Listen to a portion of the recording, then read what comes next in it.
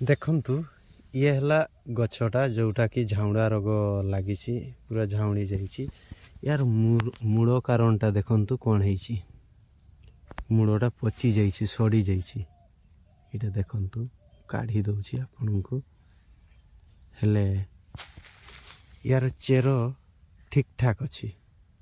ଏଇଟା ପଚି ଯାଇଛି ଦେଖନ୍ତୁ, ଏଇଟା ହିଁ ପଚିଛି, ଏଇଟା ପଚିଛି। ଚେର ଠିକ୍ ଠାକ୍ ରହିଛି, ଚେର ଛାଡ଼ିଛି ବି। ଆଉ ଅଗଟା ଦେଖିପାରୁଥିବେ, ଇଏ ଏମିତି। ଇଏ ଗୋଟେ ଗଛ ନୁହଁ, ଆଉ ଗୋଟେ ଗଛ ବି ଦେଖାଉଛି ଆପଣଙ୍କୁ। ଇଏ ହେଉଛି ତରଭୁଜର ଆଉ ଗୋଟେ ଏମିତି ଗଛ, ଯାହାକି ଦେଖିପାରୁଥିବେ ଝାଉଁଳି ଯାଇଛି। ଅଗଟା ଟିକେ ଦେଖାଯାଉଛି। ୟାର ବଞ୍ଚିବାର ସମ୍ଭାବନା ନାହିଁ। ତ ମୁଁ ଆପଣଙ୍କୁ ଉଠେଇକି ଦେଖେଇ ଦେଉଛି କ'ଣ ହେଇଛି। ୟା ଭିତରଟା ଦେଖନ୍ତୁ, ମୂଳଟା ପଚି ଯାଇଛି, ମୂଳ ପଚି ଯାଇଛି। ଚେର ଠିକ୍ ଅଛି, ଚେର ତଳକୁ ଯାଇଛି, ୟାର ମୂଳ ପଚି ଯାଇଛି। ଏଇଟା ଦେଖନ୍ତୁ। ଆଉ ୟା ମୂଳ ପଚିବାର କାରଣଟା ହେଉଛି ଫଙ୍ଗସ୍। ଇଏ ହେଉଛି ଫଙ୍ଗସ୍ ପାଇଁ ଏମିତି ହେଉଛି। ତ ମୂଳ ପଚା ପାଇଁ ଆପଣ ବହୁତ କିଛି ଅଛି। ହାଇ ମିଲ୍ ଅଛି, ରେଡ଼ମିଲ୍ ଗୋଲ୍ଡ ଅଛି, ତା ସହିତ ପ୍ଲାଣ୍ଟୋ ମେସିନ୍ ଦେଇପାରିବେ। ଆଉ ଇଏ ଏତିକି ରହିଲା, ଏମିତି ପଚିଛି। ଆଉ ଦୁଇଟା ଗଛ ମୋର ପଚିଥିଲା। ଆଉ ଇଏ ପଚିବାର କାରଣ ହେଉଛି ଅଧିକ ପାଣି। ଏଇ ଜାଗାରେ ମୋର ଡ୍ରିପ୍ରୁ ଅଧିକ ପାଣି ଏଇ ଜାଗାରେ ଜମା ହେଇଥିଲା, ତେଣୁକରି ଏମିତି ହେଇଛି। ଏ ଗଛ ଗା ସେମିତି କିଛି ନାହିଁ। ତ ଗଛର ଗ୍ରୋଥ୍, ଏଇ ଯେଉଁ ଝାଉଁଳି କହୁଛି, ଏଇ ଯେଉଁ ମୁଡ଼ିବାର, ପତ୍ର ମୁଡ଼ିବାର କାରଣ ହେଉଛି ଗତକାଲି ମୋର ଓଭରଡୋଜ୍ ହେଇଯାଇଛି। ଆଜି ଆସି ଦେଖିଲା ବେଳକୁ ପତ୍ର ମୁଡ଼ି ଯାଇଛି, ନହେଲେ ସବୁ ଠିକ୍ ଠାକ୍ ଥିଲା। ଆଉ ଗୋଟେ କାରଣ ଦେଖନ୍ତୁ, ଏଇଟା। ଇଏ ହେଉଛି ପତ୍ର ପଚି ପଚି ଯିବ, ଏଇ ସାଇଡ଼୍ରୁ ପତ୍ର ପଚି ପଚି ଯିବ, ତାପରେ ଏଇ ଅଂଶଟାକୁ ପଚେଇ ଦେବ, ପୁରା ଶୁକେଇ ଦେବ। ଆଉ ଏ ଗଛଟା ଏପର୍ଯ୍ୟନ୍ତ ସର୍ଭାଇଭ୍ କରିଛି। ଆଉ ୟା ପାଇଁ ମୁଁ କ'ଣ କ'ଣ ଔଷଧ ଦେଇଛି ଆପଣମାନଙ୍କୁ ଗୋଟେ ଗୋଟେ କରି ଡିଟେଲ୍ କହିଦେଉଛି। ଆଉ ସେଇଠି ଫଟୋରେ ବି ଦେଇଦେବି, ଯଦି ଆପଣମାନଙ୍କର ବି ସେମିତି କିଛି ହେଇଥାଏ। ଏଇଟା ଦେଖନ୍ତୁ, ଆଉ ଗୋଟେ। ଇଏ ପତ୍ର ପଚି ପଚି ଯିବ, ଏଇ ଯେଉଁ ପତ୍ର ଅଛି, ସେ ପତ୍ର ପଚି ପଚି ପଚି ପଚି ଲାଷ୍ଟରେ ଏଇଟାକୁ ପଚେଇ ଦେବ, ଶୁକେଇ ଦେବ। ଏମିତି ଏମିତି ପାଖାପାଖି ମୋର ହେଇଯିବ 20ରୁ 25ଟା ଗଛ ହେଇଯାଇଛି। ଆଉ ଗଛ ତ ଗ୍ରୋଥ୍ ଠିକ୍ ଠାକ୍ ଥିଲା। ଗତକାଲି ସ୍ପ୍ରେ କଲା ପରେ ନା ମୂଳରେ ଡ୍ରିଞ୍ଚିଂ ଦେଇଥିଲି, ଗାମା କୋକୋଲି ଆଉ କାର୍ବନ୍ ମିଶାଇକି ଦେଇଥିଲି। ବୋଧେ ଡୋଜ୍ ଟିକେ ବେଶୀ ହେଇଯାଇଛି, ସେଇପାଇଁ ପତ୍ରଟା ମୁଡ଼ିଲା ରକମ ଦେଖାଯାଉଛି, ଦେଖିପାରୁଥିବେ। ତ ହାଇ ଫ୍ରେଣ୍ଡସ୍, ମୁଁ ଉମାକାନ୍ତ ମହାନ୍ତ, ଜଲି ଉମାକାନ୍ତ ବ୍ଲଗ୍ସର ଆଉ ଏକ ବ୍ଲଗ୍ରେ ଆପଣମାନଙ୍କୁ ସ୍ୱାଗତ ଜଣାଉଛି। ଯେମିତିକି ଦେଖିପାରୁଥିବେ ବ୍ୟାକ୍ଗ୍ରାଉଣ୍ଡରେ ମଲ୍ଚିଂ ଲାଗିଛି। ଆଉ ଏଇଠି ମୁଁ ତରଭୁଜ ଚାଷ କରିଛି। ଆଉ ତରଭୁଜ ଚାଷରେ ଭେରାଇଟି ପ୍ରକାର ରୋଗ ପୋକ, ଝାଉଁଳିଆ ରୋଗ, ତାପରେ ମୂଳ ସଡ଼ା ରୋଗ, ମୂଳ ପଚା ଯେଉଁଟା ରୋଗ, ତା ସହିତ ରୁହେ ତା'ର କାଣ୍ଡ ପଚା, ଯେଉଁଟାକି ଅଗ ଠିକ୍ ଥିବ, ମୂଳ ଠିକ୍ ଥିବ, ମଝିଟା ପଚିଯିବ। ତ ସେମିତି ବି ମୋର ସମସ୍ୟା ହେଇଛି, ଗଛ ଝାଉଁଳି ଯାଇଛି। ଆଉ ୟା ପାଇଁ ମୁଁ କ'ଣ କ'ଣ ଔଷଧ ଦେଇଛି ସେ ବି ଆପଣଙ୍କୁ ଗୋଟେ ଗୋଟେ କରି କହୁଛି। ପ୍ରତ୍ୟେକ ଔଷଧ ମୁଁ 4 ଦିନ ବ୍ୟବଧାନରେ ଦେଇଛି। ଯଦି ବି ଆପଣମାନଙ୍କର ସେମିତି ସମସ୍ୟା ହେଉଥିବ, ତ ଆପଣମାନେ ମଧ୍ୟ ଏଇ ମେଡ଼ିସିନ୍ ବ୍ୟବହାର କରିପାରିବେ। ତ ଏପର୍ଯ୍ୟନ୍ତ ମୋର ଯେଉଁ କାଣ୍ଡ ପଚା, ଯେଉଁଟାକି ମୂଳଟା ଭଲ ଅଛି, ଅଗଟା ଭଲ ଅଛି, ପତ୍ର ପଚି ପଚି ଯାଉଛି, ତାପରେ ତା'ର ମଝି କାଣ୍ଡଟାକୁ ପଚେଇ ଦେଉଛି।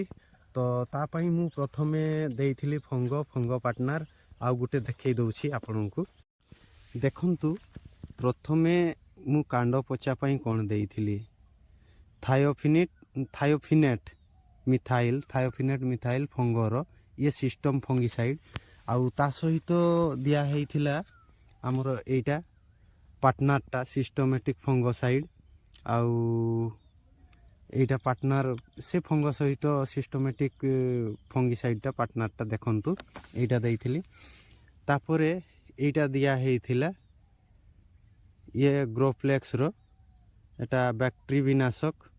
ଏଇ ତିନିଟାକୁ ମିଶାଇକି ଦିଆ ହେଇଥିଲା। ଦେଖନ୍ତୁ ଆଉ ଥରେ ଦେଖି ନିଅନ୍ତୁ। ତ ୟାକୁ ଦେଲା ପରେ 100% ରେଜଲ୍ଟ ପାଇନଥିଲି, ଯେଉଁଟାକି କାଣ୍ଡ ପଚା।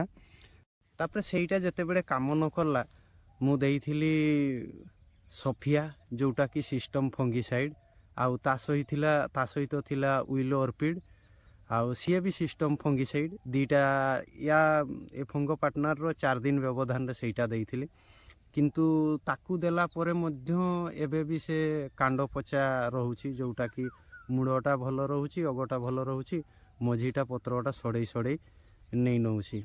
ତ ସେସବୁ ଦେଲା ପରେ ବି ଯେତେବେଳେ କାମ ନ କଲା, ତା 4 ଦିନ ପରେ ମୁଁ ଏଇ ଗତକାଲି ଆଉ ଥରେ ସ୍ପ୍ରେ କରିଛି, ଯେଉଁଟାକି ସେଫେକ୍ସର ହାଲ୍ଲାବଲ୍, ଆଉ ଯାହାର କମ୍ପୋଜିସନ୍ ସମାନ ଅଛି ଆପଣ କାଷ୍ଟୋଡ଼ିଆ ରେ ଯାହା ଅଛି, ଏଇ ସେଫେକ୍ସର ହାଲ୍ଲାବଲ୍ରେ ସେୟା ଅଛି। ତ ଦେଖାଯାଉ ତାର କାମ କେମିତି ହେଉଛି। ଆଉ ମୁଁ ଦେଖିଲି ଗତକାଲି ନୁହଁ, ତା ଆଗ ଦିନ ଆମର ଦିଆ ହେଇଥିଲା, ଯେଉଁଟାକି 19 ଆଉ ହ୍ୟୁମିକ୍ ଏସିଡ଼୍ ଡ୍ରିଞ୍ଚିଂ ଥିଲା। ମୁଁ ସେଇଟା ଅର୍ଗାନିକ୍ର ଦେଇଥିଲି, କୋକୋଲି, ଗାମା ଆଉ କାର୍ବନ୍, ଏଇ 3ଟା ମିକ୍ସ କରି ଦେଇଥିଲି। କିନ୍ତୁ ବୋଧେ ମୋର ସାରର ଡୋଜ୍ ଟିକେ ବଢ଼ିଗଲା, ଯାହାଫଳରେ କି ପତ୍ର ଟିକେ ମୋଡ଼ି ହେଇଯାଇଛି। ଆଉ ଆପଣମାନେ ଏମିତି ଚାଷ କରୁଥିବେ, ଯଦି ଝାଉଁଡ଼ିଆ ରୋଗ ହେଉଥିଲେ ଏମିତି ହାଲ୍ଲାବଲ୍ ବି ଦେଇପାରିବେ। ତା ସହିତ ଅଲଗା ବହୁତ କିଛି ଅଛି ଯାହାକି ପରାମର୍ଶ ସାହାଯ୍ୟରେ ଦେଇପାରିବେ। ପରାମର୍ଶ କହିଲେ ଆପଣଙ୍କର ଯିଏ କୃଷିବିତ୍ ଥିବ କି ସାର ଦୋକାନକୁ ଯାଇକି ପରାମର୍ଶ କରିପାରିବେ। ଆଉ ମୋର ଯେଉଁ ଏଇ କାଣ୍ଡଟା ପଚୁଛି, ତାର ସମସ୍ୟା ଏପର୍ଯ୍ୟନ୍ତ ପାଇନି। ଗତକାଲି ହାଲ୍ଲାବଲ୍ ଦେଇଛି, ଅବଶ୍ୟ ଯେଉଁ ମାତ୍ରାରେ ଗଛର କାଣ୍ଡ ପଚୁଛି ସେଇଟା ଏପର୍ଯ୍ୟନ୍ତ ବେଶୀ ମାତ୍ରାକୁ ଯାଇନି, ଅଳ୍ପ ହେଉଛି। କେଉଁଦିନ ଗୋଟେ ଦୁଇଟା ଆଫେକ୍ଟେଡ଼୍ ହେଉଛି। ତ ତେବେ ବି ମୋତେ ଭୟ ଲାଗୁଛି, କାହିଁକି ନା ଆଉ ଯେଉଁ ଲାଇନ୍ଟାରେ ଏମିତି ଦେଖିପାରୁଥିବେ ଯେଉଁ ରଟାରେ ଏମିତି କାଣ୍ଡ ପଚା ଲାଗିଛି, ତ ସେଇ ପାଖାପାଖି ରଟା ହିଁ ତାର ଇଫେକ୍ଟେଡ଼୍ ରହୁଛି। ଆଉ ସେ ଅଲଗା ତ ସେମିତି କିଛି ନୁହଁ। ଆଉ ବିଶେଷ କରି କ'ଣ ହେଇଛି, ଲଗେଇଲା ବେଳେ ସେ ଗଛକୁ ଚାପି ଦେଇଛନ୍ତି ନା ଇଏ ରୋଗ ନା କ'ଣ, ମୁଁ କିଛି ଜାଣିପାରୁନି। କିନ୍ତୁ ମୋର ଗୋଟେ ପ୍ରୋବ୍ଲେମ୍ ରହିଥିଲା, ମୁଁ ଗଛ ଯେତେବେଳେ ଲଗେଇଲି ସେ ଗଛର ପତ୍ର ପଚୁଥିଲା। ତ ବୋଧେ ସେଇ ରୋଗଟା ଏପର୍ଯ୍ୟନ୍ତ ମୁଁ ସାରିପାରିନି। ଭେରାଇଟି ପ୍ରକାର ଫଙ୍ଗସ୍ ଦେଉଛି, କିନ୍ତୁ ଏପର୍ଯ୍ୟନ୍ତ କ୍ଲିଅର୍ ହେଉନି। ଆଉ ବିଶେଷ କରି ଏମିତି ସମସ୍ୟାର ସମ୍ମୁଖୀନ ହେବାଟା ସ୍ୱାଭାବିକ କଥା।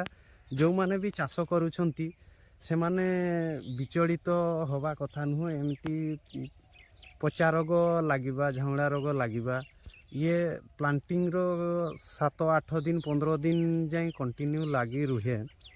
ତ ଏତେ ବିଚଳିତ ହେବା କଥା ନୁହଁ। ଆଉ ଯେଉଁ ଗଛ ନଷ୍ଟ ହେଇଯାଉଛି ସେଇଥିରେ ଆଉ ଥରେ ରିପ୍ଲାଣ୍ଟିଂ କରିଦିଅନ୍ତୁ। ଯଦି ନାହିଁ ହେଲେ ବି ଆଉ ଥରେ ଆପଣ ମଞ୍ଜି ଆଣିକି ଦେଇଦେବେ। ଆଉ ସେଇ ଗଛ ଜାଗାରେ କିଛି ଗୋଟେ ଜିନିଷ ରଖିଥିବେ, ଯାହାକି ଆପଣ ଡୋଜ୍ ଦେଲାବେଳେ ଜଣାପଡ଼ିବ ଯେ ଏଇ ଗଛଟା ପରେ ଲଗା ହେଇଛି ବୋଲି, କି ଏଇ ଲତାଟା ପରେ ଲାଗିଛି ବୋଲି। ଆଉ ଚାଷମାନେ ତ ମରିବେ, ଇଏ ତ ଛୋଟ ଛୁଆକୁ ବଞ୍ଚେଇଲା ରକମ, ଟେନସନ୍ ନିଅନ୍ତୁନି। ଆଉ ମୁଁ ଯେଉଁ ମେଡ଼ିସିନ୍ ୟୁଜ୍ କରିଛି ଏପର୍ଯ୍ୟନ୍ତ 100% ସକ୍ସେସ୍ ନୁହଁ। ଯାହାକି ପ୍ରଥମ ଫଙ୍ଗ ଆଉ ଫଙ୍ଗ ପାର୍ଟନର୍ଟା ଦେଲା ପରେ 50% ମୋତେ ଲାଗିଥିଲା। ତାପରେ ଯେଉଁ ସଫିଆ ଆଉ ୱିଲୋ ଅର୍ପିଡ଼୍ଟା ଦେଇଥିଲି, ତାପରେ ବି ମୋତେ ସେଟାରେ ଏତେ ଜଣା ପଡ଼ିଲାନି। ସିଏ ବି ସେଇ 50% କାମ କଲା ରକମ ଲାଗିଛି। ଆଉ ଏଥର ହାଲ୍ଲାବଲ୍ ଦେଇଛି। କାଷ୍ଟୋଡ଼ିଆ ଦେବାର ଥିଲା, କାଷ୍ଟୋଡ଼ିଆ ଏଇଠି ମିଳିଲାନି ବେଳେ ମୁଁ ହାଲ୍ଲାବଲ୍ ଦେଇଛି। ତ ଇଏ କେତେ କାମ କରୁଛି ସେ ମୁଁ ଆଉ ଗୋଟେ ନେକ୍ସଟ ଭିଡ଼ିଓରେ ଆପଣଙ୍କୁ ଜଣେଇବି। ଆଉ ଝାଉଁଡ଼ା ରୋଗ ହେଲେ ବି ଆପଣ ହାଲ୍ଲାବଲ୍କୁ ଦେଇପାରିବେ, ନଚେତ୍ ଅଲଗା ବହୁତ କିଛି ଔଷଧ ଅଛି ଯେଉଁଟାକି ଦେଖିବେ। ଆଉ ଝାଉଁଡ଼ା ରୋଗଟା ଆପଣ ଦେଖିବେ ଯେ ମୂଳଟା ପଚିକି ଝାଉଁଡ଼ା ରୋଗ ହେଇଛି ନା ଗୋଟେ ଜାଗାରେ। ମୁଁ ଦାନ୍ତିଆ ମୁହାଁ, ଆମର କୁଣ୍ଢେଇ ଦାନ୍ତିଆ ମୁହାଁ ପାଖରେ ଗତକାଲି ଯାଇଥିଲି। ସେଇଠି ଆମର ଭାଇ ଆଉ ମାଉମାନେ ଚାଷ କରିଛନ୍ତି। ତାଙ୍କର ସେମିତି ଚେର ଠିକ୍ ଅଛି, କିନ୍ତୁ ଝାଉଁଡ଼ା ଲାଗିଛି। ଚେର ପୁରା ବଢ଼ିଆ ଅଛି। ପାଣି ବି ଏତେ ନାହିଁ କି କମ୍ ନାହିଁ କି ବେଶୀ ନାହିଁ, ମାତ୍ରା ଠିକ୍ ଅଛି, ହେଲେ ବି ସେମିତି ପ୍ରୋବ୍ଲେମ୍ କରୁଛି। ତ ତା'ର ସମସ୍ୟା ତ କିଛି ଜାଣିପାରୁନାହାନ୍ତି। ମୁଁ ମଧ୍ୟ ଯାଇଥିଲି ଦେଖିଲି, କିଛି ଜାଣିପାରିଲିନି। ଆଉ ଆପଣ ଯଦି ଜାଣିଥିବେ କମେଣ୍ଟ ମାଧ୍ୟମରେ ନିହାତି ଜଣାଇବେ। ଏଇ ଯେଉଁ କାଣ୍ଡଟା ପଚି ଯାଉଛି କି ଅଲଗା କିଛି ହେଉଛି, ତା'ର କିଛି ମେଡ଼ିସିନ୍ ଯଦି ଆପଣ ଜାଣିଥିବେ, ଯେଉଁ ଚାଷୀ ଭାଇମାନେ ନିହାତି କମେଣ୍ଟ ମାଧ୍ୟମରେ ଜଣାଇବେ। ଧନ୍ୟବାଦ ଶେଷ ପର୍ଯ୍ୟନ୍ତ ଦେଖିଥିବାରୁ।